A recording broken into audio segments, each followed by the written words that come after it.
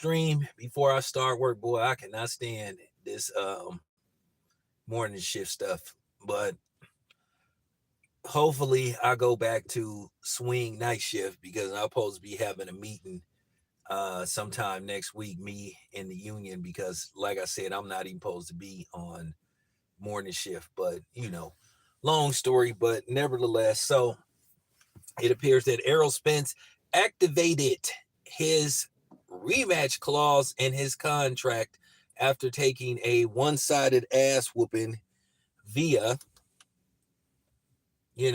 Terrence Crawford. My question is a rematch going to be any different? And I think not. I think it's going to be the same results. I think it's just going to be faster. You know, the Errol Spence fun boys are full of it. And they're a bunch of frauds. Now, keep in mind, for the last 4 years, 4.5, 5 years, they were all saying that Terrence Crawford, nobody heard of him. He didn't fight nobody.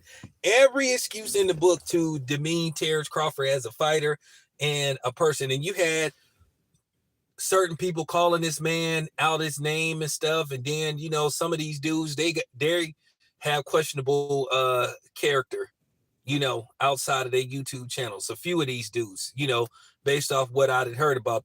But nevertheless, that's not, I'm not going down that, that tunnel again. I'm not going that direction anymore because I did that back in the day when I first got on here. I'm not doing none of that stuff, but, people then publicly displayed some personal stuff about these people that be on YouTube, which I don't think they should do that. I think they go beyond. But then some of these content creators, they tried to do the same thing with Terrence Crawford, where you had, this cornball, that tried to insinuate some stuff about Terrence Crawford, posting some pictures about Terrence Crawford. But the funny thing is, he should be worried about what's going on with him instead of what was going on with Terrence Crawford. And, at the end of the day, some of these dudes took it to the extreme. My thing is, Errol Spence, according to all these people saying he was more popular than Terrence Crawford, he sells a whole bunch of tickets everywhere he fights and all this kind of stuff. Keep in mind, Cowboy Stadium holds,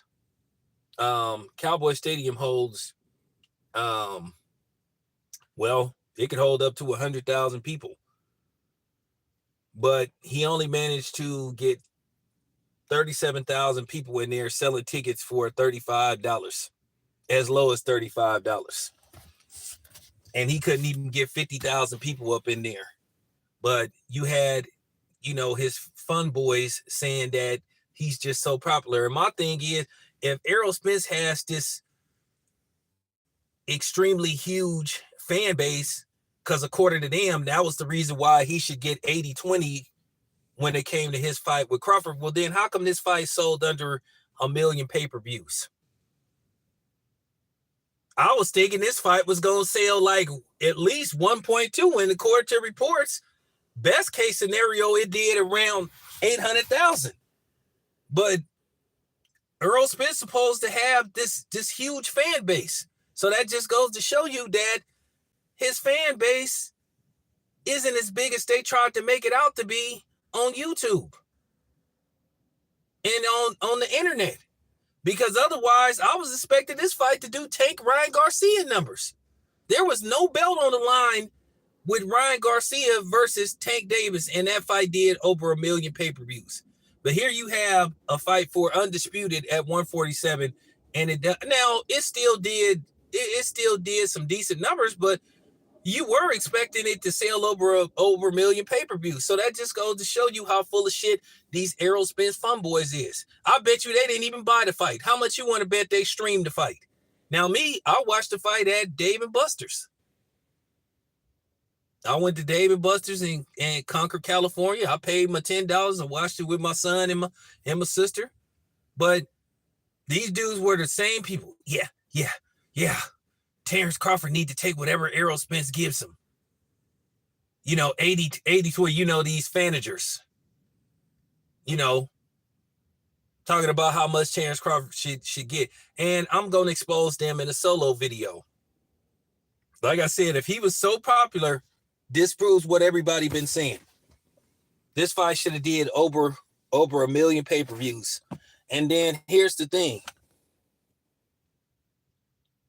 So here's the thing. How do you sell a rematch? How do you sell a one-sided rematch? And I hope these Errol Spence fun boys be quiet the second time around, because you already had egg on your face from the first fight, and then you continue to make excuses saying that Terrence Crawford hadn't fought anybody and it was more Errol Spence than it was Terrence Crawford. Denial. Go see a shrink for real.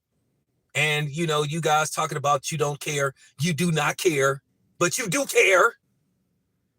And a lot of y'all just not man or woman enough just to admit that Terrence Crawford was the better fighter. But like I said, the rematch is going to do even worse numbers.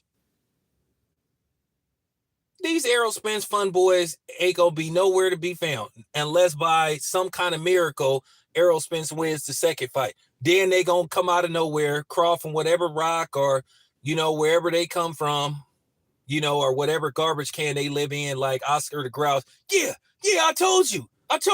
No, you didn't.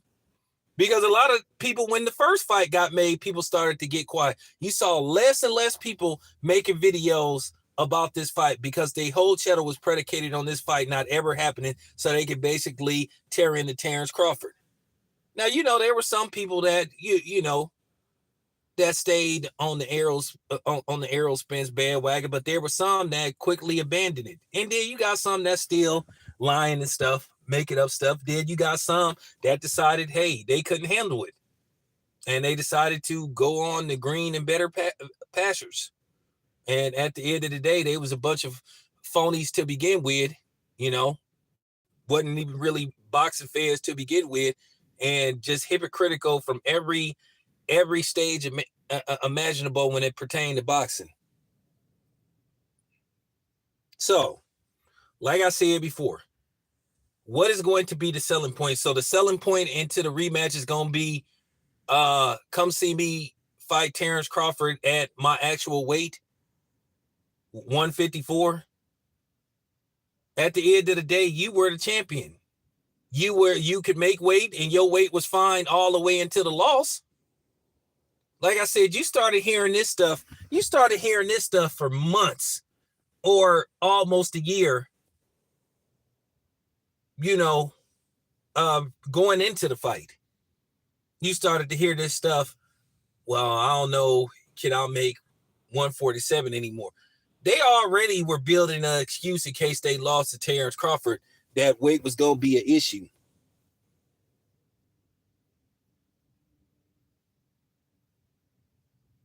They were already making an excuse. Team Spence was already making an excuse, having an excuse basically to sell, or basically to give their fan base, their fraudulent fan base, an excuse to run with just in case they lost the fight. So now going into this rematch, or should I say remix,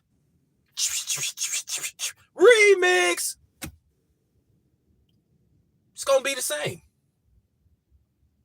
So like I said, what is going to be the selling point? What you going to title the fight? Let me guess. The title fight is going to be promoted as Wait a Minute. That's what it's going to be called, Wait a Minute. And by the way, if they really use that as a promo into the rematch, they're going to hear from my attorney. So, I don't care. But somebody gonna steal that from me, because I'll be giving away a lot of free game, which that's okay. I don't be tripping. But yeah, is that how they gonna promote the fight? Because if that's how you gonna promote a fight, saying that you was weight drained, okay, all right, sure. I mean, sure. Like I said before, the rematch is not gonna be any different. I'm telling you right now. Terrence Crawford will defeat Errol Spence. He will defeat him more decisively, and he will defeat him even quicker in the rematch. Everybody keep talking about Errol Spence going to be at his natural weight and all that kind of stuff. What makes you think that Terrence Crawford is not going to be stronger at 154? It's everybody is making this about what happened with Errol Spence and what he didn't do, instead of just giving Terrence Crawford his just due and just giving him credit for just being the better fighter that night. And you still got people making excuses talking about who Terrence Crawford should have fought, didn't fight, won't fight. And like I said before, now they going into this rematch and it's going to be the same result. So when the same result happen, what is your excuse going to be then? What is your excuse? What is people like the least attorney going to say? What is people like the other dude going to say? What is he going to say? We already know some people already ran out of here. So what's your new excuse gonna be when Terrence Crawford wins the second fight and he stops Errol Spence again? To me, this is coming across as a cash out to me. I think maybe Errol Spence wants to get one last big payday, and then that's pretty much it. Because at the end of the day, there's not gonna be a Canelo fight. There's not gonna be a Canelo fight because he went against Al Heyman. Al Heyman told him not to fight Errol Spence.